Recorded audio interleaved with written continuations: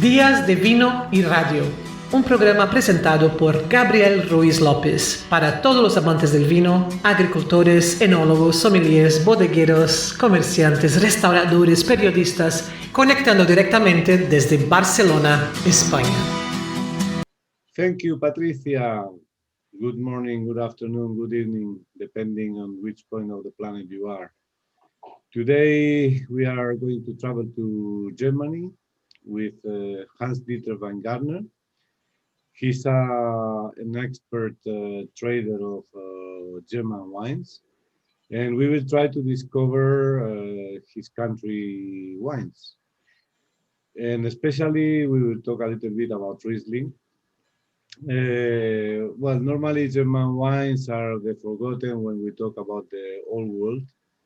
But I saw that in the last times, the German wines are the more and more demanded. Hello, Hans, wie geht's? Hello, Gabi. Alles gut, alles bestens. Hello, Gabi. Everything is fine. Hier auch gut. Ich würde das Interview gerne auf Deutsch, aber mein Deutsch ist nicht so gut. Ich kann nicht sprechen offen. So, vielleicht besser auf Englisch, da? Yeah. Yes. So let's try to make it best on English. Okay. Yeah. Fine. Well, I have introduced you as trader from German wines, and I would like you to introduce yourself and to explain us a little bit how did you join the wine world and how your trajectory since then. Yeah, the wine world was just something for myself when I was around 15, 16. So very young. And it was the fact that my parents, they had I would say a beverage business, but specialized on beer and wine. But beer was nice for drinking, and the wine was something for passion already when I was going to be the age of 16 already. So I was working with my family business for a long time. And when I was 18, and I had the first time to join a wine club tasting. And it was a very long time ago. So at that time, it was something really special. And it was a friend of my parents. He was a professor of wine, and he invited some 10 people for this special tastings. Mm-hmm. But it was far away from our city. It was only 30 minutes drive. And it was sometimes my parents could not go together. So because they were quite busy.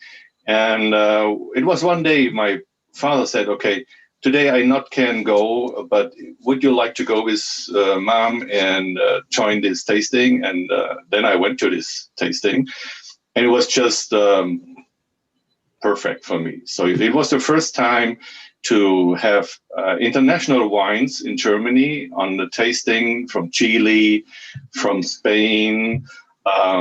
It was in the 70s. And then when we drove back, I told to my mom, I said, okay,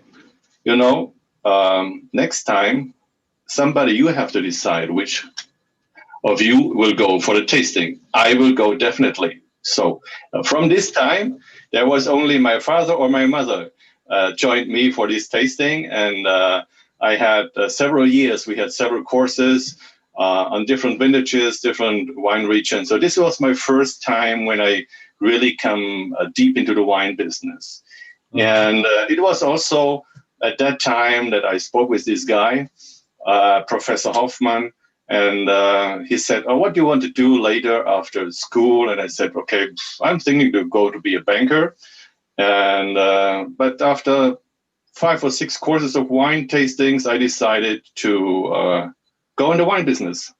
Mm-hmm. So I started, after school, I started an apprenticeship. And so this was the first steps. And since then, you have been always in trading, right? Yes, after this apprenticeship, I was working in different companies, and then I studied wine business. And after studying wine business, I was consulting first producers for more than 15 years. And after 15 years of consulting in wine management, I decided to change my life a little bit to work on the trade side. Mm-hmm. So which is the actual business, which is the actual business now. Yeah, it's a little bit show business, right? And specialized in Russia, right? Yes. I was really looking for something special, and I had a chance more than 12 years ago to travel to Russia one time, and so it was just the destiny now to work only with Russia. So I'm really focused only on Russia. Mm-hmm. I go there very often, several times per year, mm-hmm. and so this is something quite nice to do. Yeah. To focus gives some advantages too. Yeah. Well, let's talk about German wines. It's difficult to know where to start with because there are a lot of topics to talk about. Because it's the first program we talk about German wine, so let's make with you the introduction. And I would like you to explain a little bit the areas where the wine is produced, a kind of description of soils, landscape, and climate. Okay. Yeah. So German wines of Germany are very special in that way that we have certain wine regions, not so much like in Spain or in Italy or other countries, but we have in this small German country, which we have only 100,000 hectares of wine. We have different soils and a lot of different microclimate.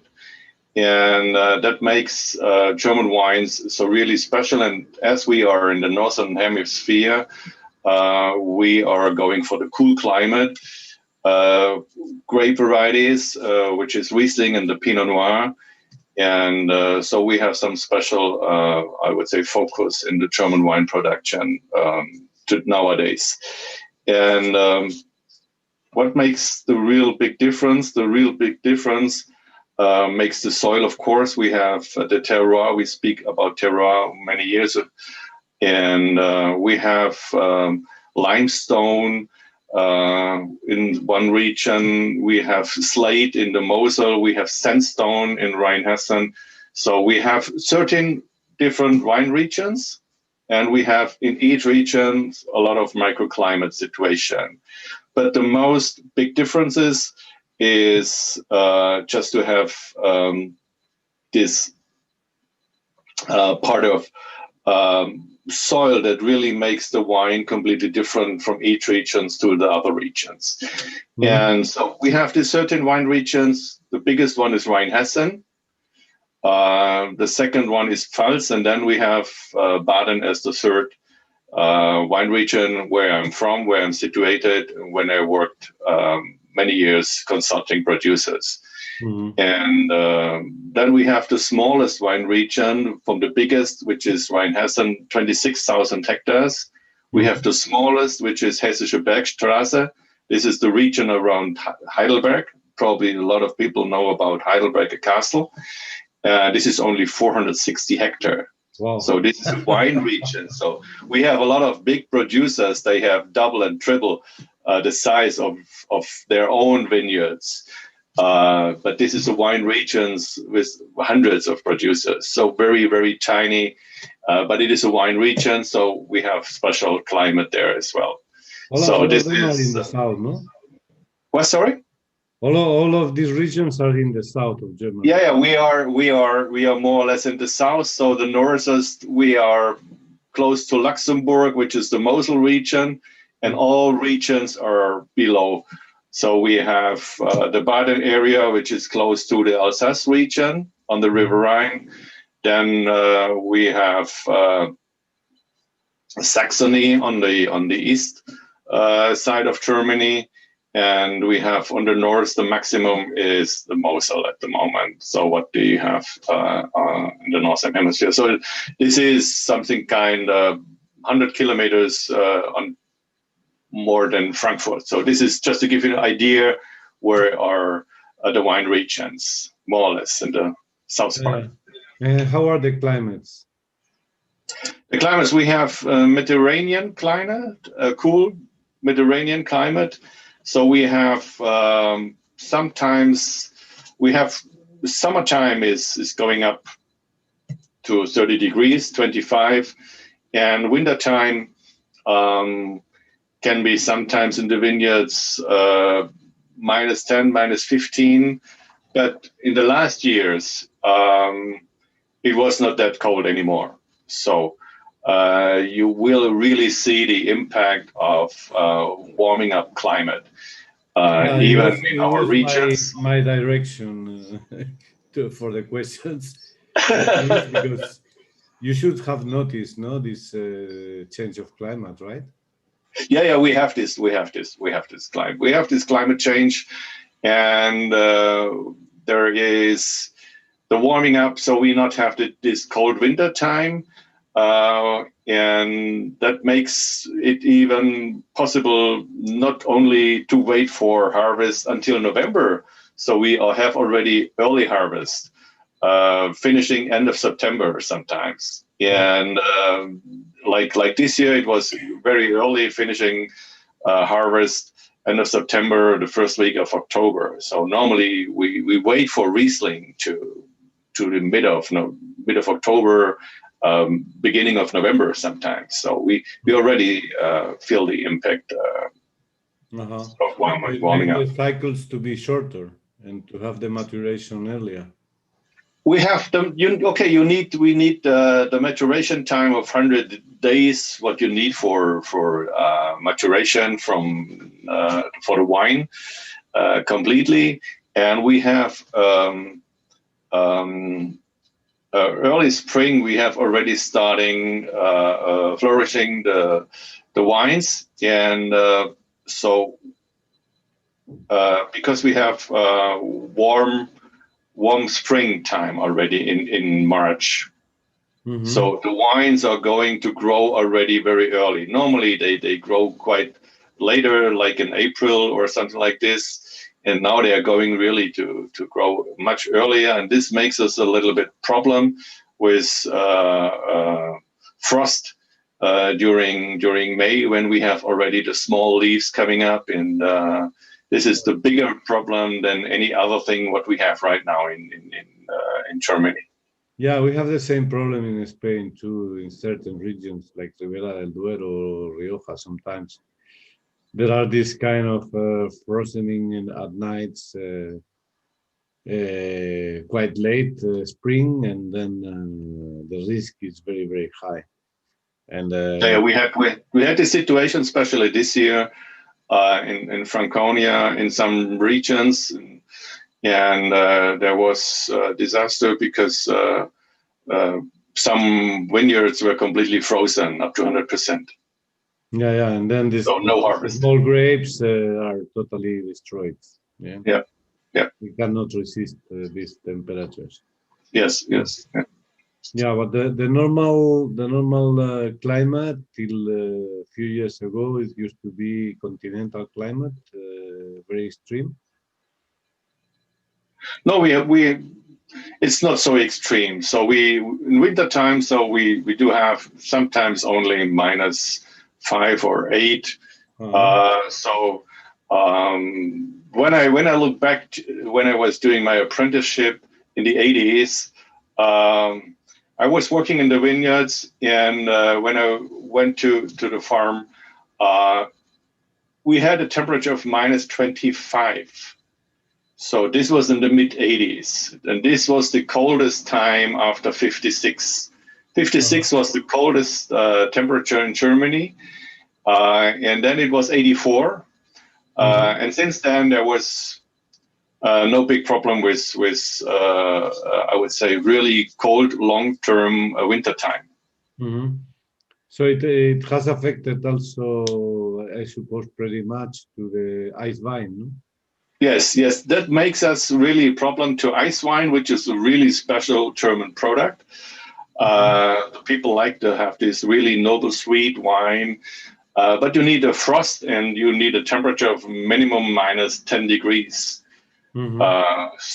Already this year, the producers wrote in the news letters that it is already too warm. We not can wait for ice wine, so they harvest everything. So ice wine was in early days in the 70s and 80s. You could find quite a lot of it, and now it's really going less in production. So because it's not that cold anymore. Yeah, you will have to freeze the grapes at home.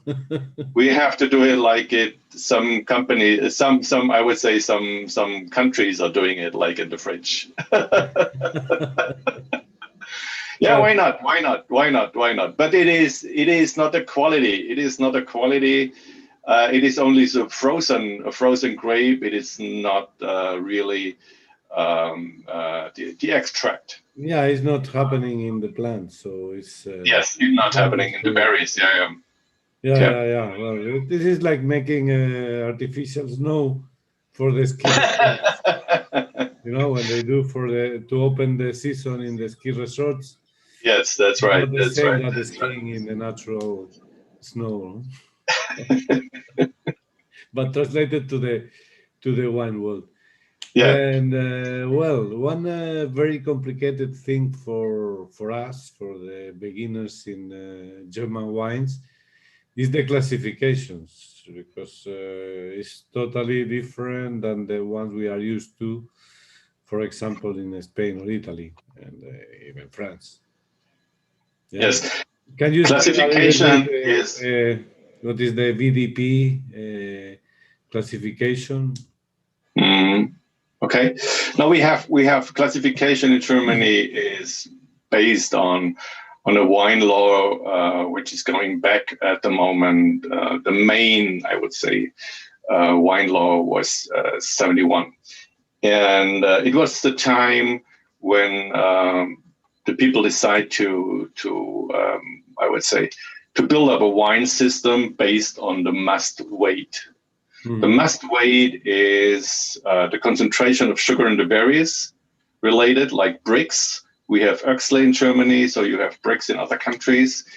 And we said, okay, if you have more sugar content in the berries, so you have higher quality, and you can produce from fermentation of this sugar, you have higher volume of alcohol, and so you have higher quality. So it was the measurement for the system in Germany when it started 71, and it's still existing today. And we start in Germany. Beside what you have in different countries in Europe, you have table wine and quality wine. In Germany, we have beside this table and quality wine, we have a special list of sections in the quality wine label. So you have quality wine, which is QBA. The second step is Kabinett. The next step is late harvest, Spätlese.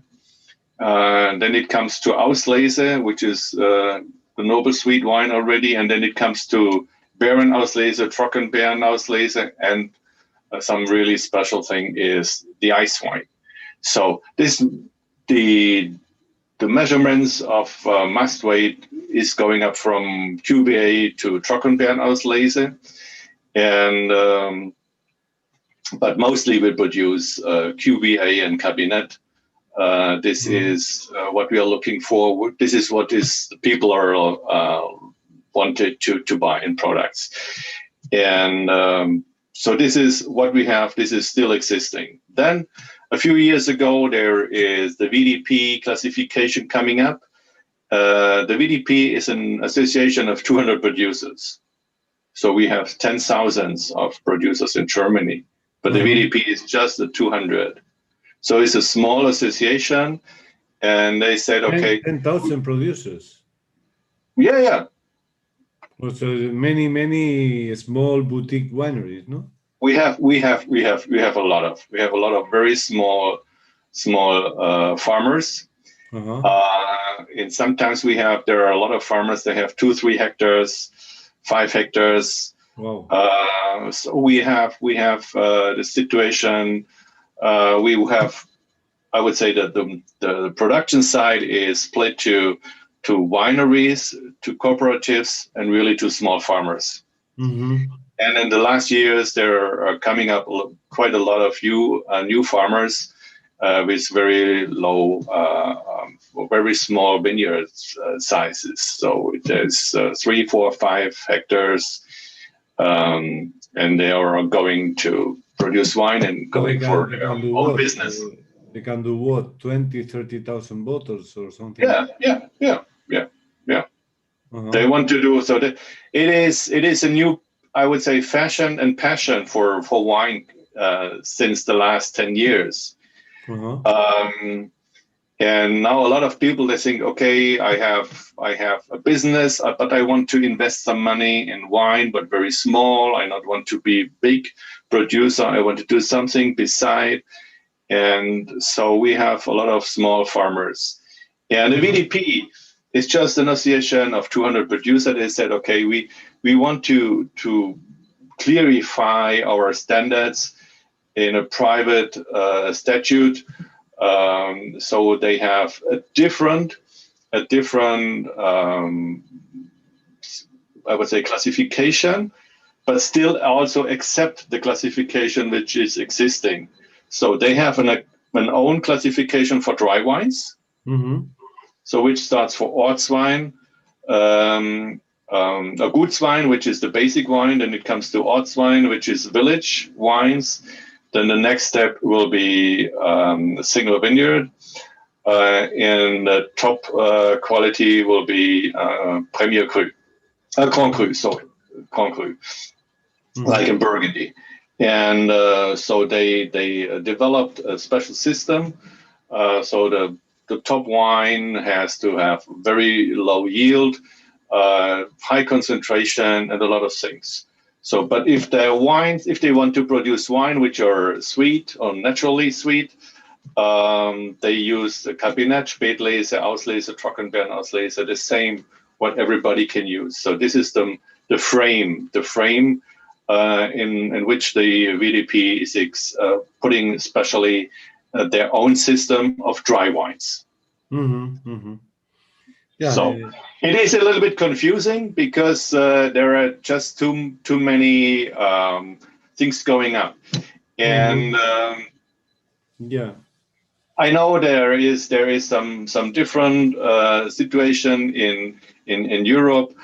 You have your wine, then you have your collection, you have reserve wines and all the things. And this is always the measurement is the alcohol and the maturation in oak or in bottles. And we are, especially in Germany, even also the VDP, we are really focused on low yield, on the yield. So we have different levels of production limits. And the sugar amount of the berries, so the must weight. So this is a completely different system from other countries. Yeah, you manage other parameters. Yes. There are much more parameters, and but with these parameters, you have a huge, I would say, collection of wine labels to find. And I just can explain you one more thing, which is quite interesting nowadays.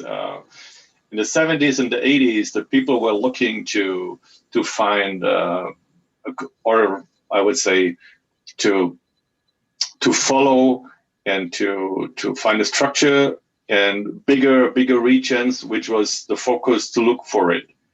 Today, all the people are looking for single vineyards. And we have, at the moment, 2,600 single vineyards existing. That makes the big difference. So there is no orientation at all. There is just tasting tasting, because how can you explain which single vineyard is different from this one and this one? So there is so many differences at the moment, and makes it a little bit more difficult. So there is, as I always say, you have to go by yourself for tasting and decide which wine is your favorite. Yeah. It's quite complicated, yes. Yeah. Very well structured, I think. It's typical German. Yes, no, we want to make it, probably everybody wants to make it really special, and to use all the possibilities. And on the other hand, there is the consumer, and the consumer, the basic consumer, the regular consumer, does not have time to go really deep into the wine business. So they buy a bottle by label, they buy a bottle by price, and if they like the style of wine, so it works. And then we have the wine lovers, we have the wine specialists. They really go for deep, and I would say they're looking for the plant. Okay, they're not even looking for the vineyard. They go in the vineyard and say, okay, this is the plant. I want to have the bottle of this wine, vineyard plant. And so this is some really special things going on. Yeah. Well, talking about plants and vineyards, let's go to the varieties. The more known for me are, of course, Riesling, Sylvaner, and Gewürztraminer. I think the German wines are more popular till the moment the whites wine worldwide, no? So yes, we have international wise, we have Riesling grape variety, which is number one for us at the moment. And because it was many years ago, there was no Riesling in other countries existing. So it was something really unique from Germany. If you have a wine from Germany, it would be a Riesling. And Riesling had a chance to convince the wine lovers with the fruitness, the acidity, and also always low alcohol. And the combination of these three measurements, and also the big difference between the wine regions of Riesling, makes Riesling really something special. So, and also this is, on the other hand, that Riesling is not Riesling. Riesling is defined or characterized by the terroir, especially by the terroir. So we have the Mosel region, where we have slate. So we have very mineralistic Riesling characterized. If we go for Rheinhessen, we have sandstone. And sandstone gives this apricot fruit. And then if we go for the Baden region, we have this granite soil, which also gives a combination of citrus and minerality. And then we have the more heavy soils like clay and loess and loam. We have more the citrus aromas. So the question is, which style of Riesling do you like to drink? And then you have to look which region where you have to go. So if probably you have a Riesling from one region, perhaps on Mosel, you say, okay, this is for me too much acidity, because the Mosel Rieslings are very high on acidity, and other regions are lower on acidity also on Riesling. Yeah. Okay. So, but this is interesting in Riesling. So if you are a lover of wine with acidity and fruitness, so Riesling has a lot of performances in different ways. So this is also something interesting to discover. So looking for the fruitness, the citrus aroma, and the minerality. Yeah. Well, I wanted to talk about Riesling afterwards, but once we are in the field, let's continue with the Riesling, and later we will talk about the other varieties, because we can do. In the last times, in some programs, I found sommeliers and wine growers here that when I ask at the end which is their favorite grape, some of them have answered Riesling. So it means it's something very special, no? And as you said, it changes depending on the region. This is something to make an exercise and try from the three main regions and find out the difference. But also this acidity gives a long life to the wine. I heard that you can find Riesling that are really old, being Yes, white wine. yes. This is the advantage of this grape variety. Because Riesling with this acidity, you can keep it for ages, like 20 years, 30 years. It depends on the quality, if it is more a sweet one. So, but if you're going for a noble sweet one, you can keep it for 50, 60 years.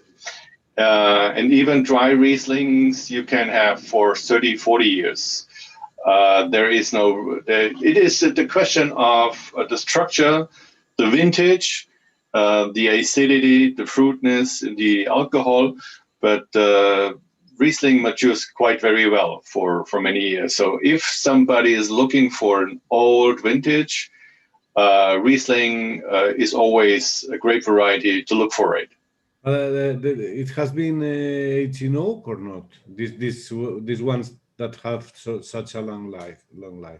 No, it's not. It's not matured in oak. It's just the long life is the acidity of the grape variety itself, and my experience is that the sweetness, the noble sweet wines are mature quite longer for happiness, I would say.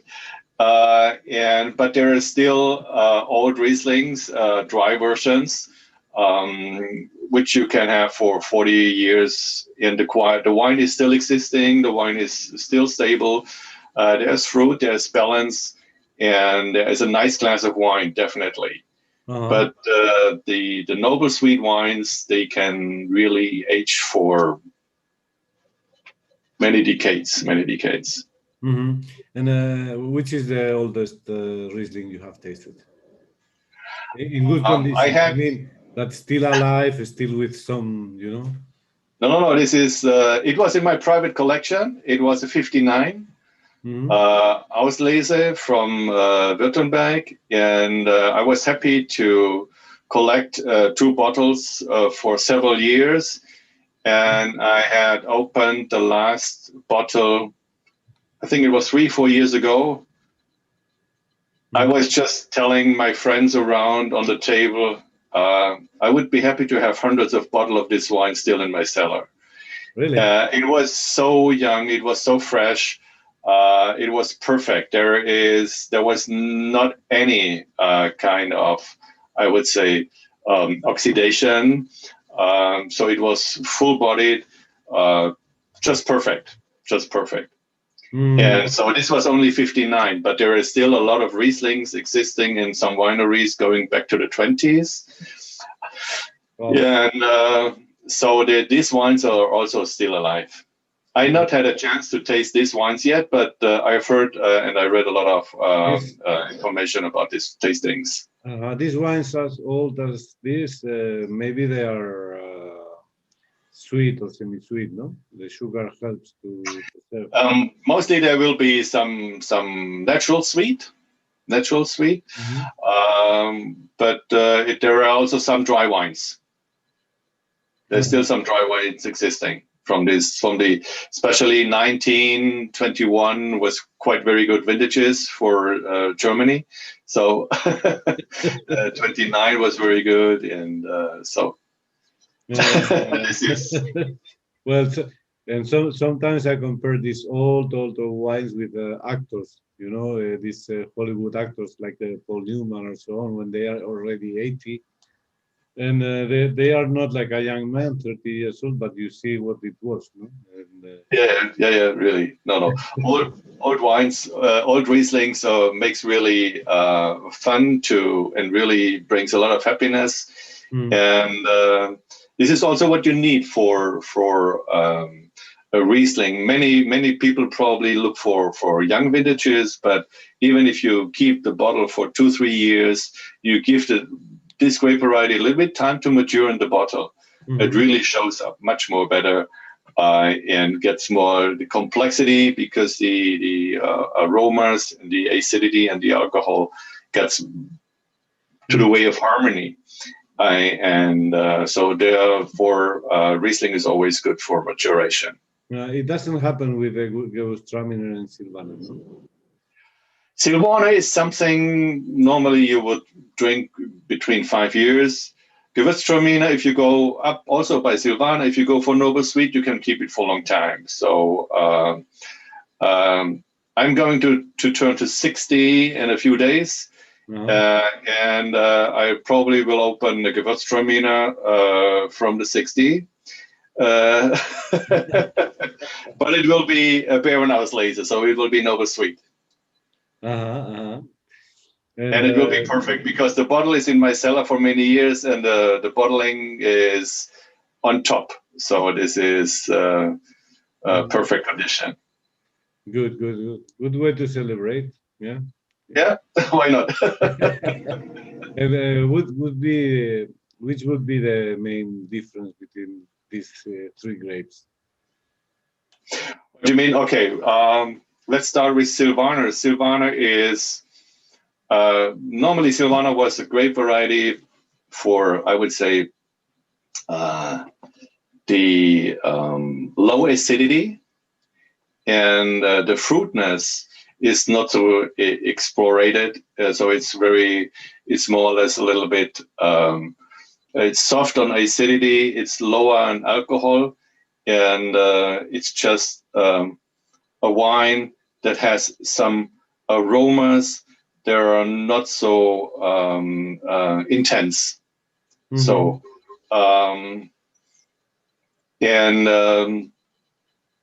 but this wine had a great time in the 80s because it was really a nice wine to drink every day.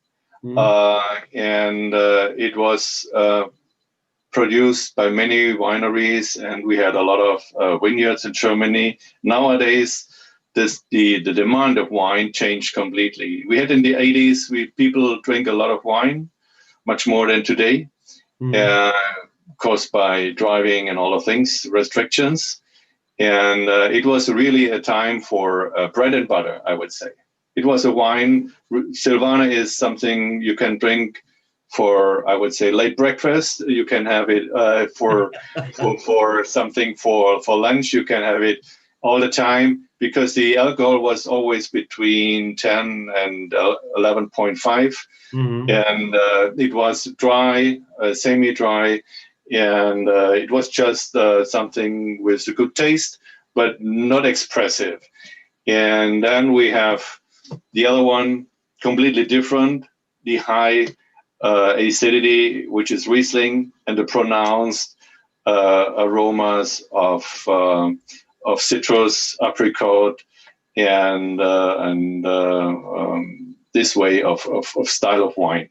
And then the Gewürztraminer is something really special, what we have in the Baden region, because you explained the 3 grape varieties, and the same 3 grape varieties are produced in the Alsace region, and we are just on the border. So we have Gewürztraminer in the Baden region, very specialized with this granite soil. And we have this rose bouquet, what you have always, flowers, rose flowers bouquet. And so Gewürztraminer is something really pronounced in a special way. And we use it mostly in Germany for the noble sweet wines or the sweet wines, perfect for desserts or for agua. This is my favorite. But there is also existing some dry Gewürztraminer, which is not easy to find, and it's sometimes a little bit difficult on taste, because if you have a dry wine, you have a little bit higher in alcohol. And the combination of higher alcohol and these aromas, they're very delicate on the Gewürztraminer, to find a balance between alcohol, acidity, and this very special aromas of Gewürztraminer. Yeah. Here, one of the first, when I started to drink wine, being young, one of the first discoveries I made was, Miguel Torres. Yes, I know this. He's married with a German woman called Waltraud. He made a wine with her name and with the Gewürztraminer, and it was amazing. Yes. Goodness, was more peach, roses too, but a lot of peach, and it was amazing. And when I discovered this was wine, for me was a shock. And I will never forget this grape because of this. Was one of the first impacts I had. No, I completely agree, because this was one of the Gewürztraminer I tasted from Spain, which I was really also surprised by the quality. And it's also in my mind for many years already. So this is so also Spain can produce very good Gewürztraminer, not only Germany. In Somontano also there are some people using. It gives good results, even if it's a mountain region, and I don't know, maybe totally different than Germany, but the result is quite good too. And let's talk a little bit about the reds, because they are pretty unknown, but I don't know if this climate change will affect that Germany will produce more red wine from now. The question is what we have in production and what we have in the future is more or less generated by the demand of the wine buyers. So we have a demand of red wine since the last 15 years. So we have growing demand of red wine. So the producers changed some vineyards where it was possible from whites to the reds. And the climate change really helps in that case. That normally we had in Germany, we was focused on Pinot Noir, Spätburgunder, and we had Schwarz Riesling, Pinot Meunier. We had some different other grape varieties. But Pinot Noir, this was the focus where we said, okay, this is the best red what we can produce in Germany. And then there were some people, they said, okay, in the 80s already, when I look back, there is Syrah in the world, there is Cabernet Sauvignon in the world. And we said, oh, we not can produce these grape varieties in Germany because we need to wait very long time to ripen the grape, the berries, to have really a very good wine that can be, I would say, successful on the market. And nowadays, we have Syrah, we have Cabernet Sauvignon, we have Cabernet Franc, and probably for you, something very special, we have Tempranillo. I was thinking about this. We have Tempranillo growing in Germany, and it's in the Baden region. So we have the situation that we have a little bit longer sunshine period than any other regions in Germany. So we are now able to produce more or less all grape varieties on the reds.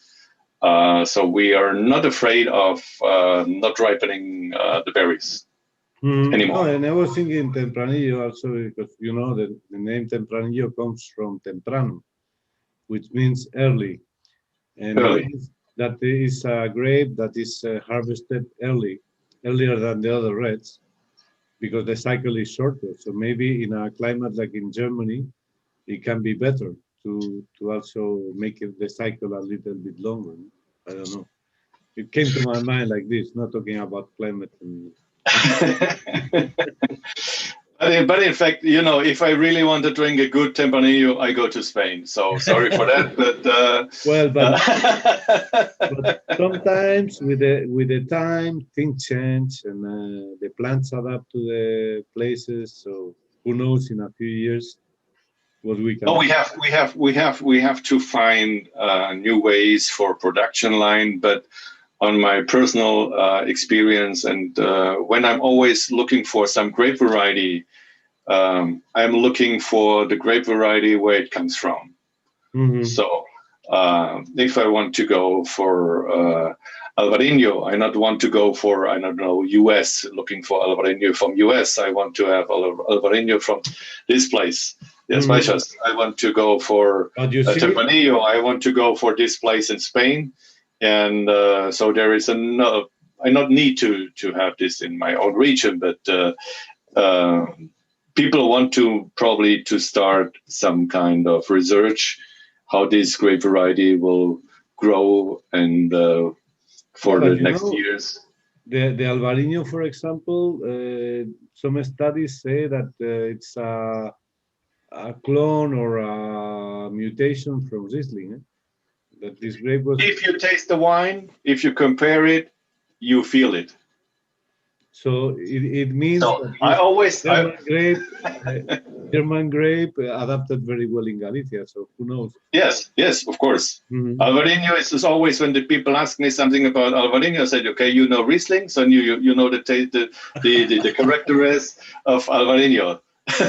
Very simple way to answer. Yeah. Well, when we are talking about something we like and we are passionate like wine, the time flies. But we have to get to the end of the interview. And I always reserve 2 questions for the end. So what is your favorite grape? Would be the first. That's a question people ask me. What is your favorite wine? What is your favorite grape? It is this wine, what I will choose for the mood, what I have. It is my favorite one. So I have in my cellar a collection of a lot of bottles of wine, different grape varieties, different vintages. And I can be happy with Silvaner. I can be happy with Müller-Thurgau. I can be happy with Cabernet Sauvignon. Can you say one favorite? That's one. I would say nowadays I have a favorite, something new, which is Krasnoster from Russia, because this grape variety does not exist in the world beside of Russia. And this is a new grape variety. It's an autochthone grape variety from Russia with high potential. And this is my favorite red wine at the moment. What I really want to look for it. But beside this, Pinot Noir, this is always on my mind. And the last question, and it goes very well with your question about mood. Can you match a wine with a song? I would not go for a wine with a song. I would go a little bit different way, Gabi. I very like music and I really like wine. The same, I would say, extension. So, okay. Yeah, but the question is just because it is matching wine and radio. This is a radio program about wine. So I want to match the radio with a song and one wine. Okay. Therefore, I will give you this one. I really like organ music. Okay. So if I like organ music from Bach, I probably will sit down with a very nice Pinot Noir. And on the other hand, I really like rock music. I'm a fan of Deep Purple. So I probably will go for a very nice Chardonnay matured in oak. and perhaps sometimes I will listen to some really relaxing music, like also Spanish music, probably going for Riesling. So there is not really only one song, but there is the kind of music I would look forward to have a right glass of wine to this kind of music. Yeah, because And, with the song you choose, we will say goodbye to the program. We will be the last. I would say what I very like is also for a nice, perhaps wine where you can dream about with a noble sweet Gewürztraminer and the song which is from Eric Clapton, Layla. Leila. Okay. You know. All right. Yeah. Yeah. So we will put this song at the end of the program. Okay. And well, it was a pleasure to have you here. Vielen Dank Bitteschön. for your time. And I hope we will meet again soon, maybe in a restaurant in Moscow, or who knows. Yes, hopefully soon. Uh-huh. Or otherwise, I will come to Barcelona. Yeah, always welcome here. Okay. Always. So Okay, Gabi. have a good time and Merry Christmas and Happy New Year.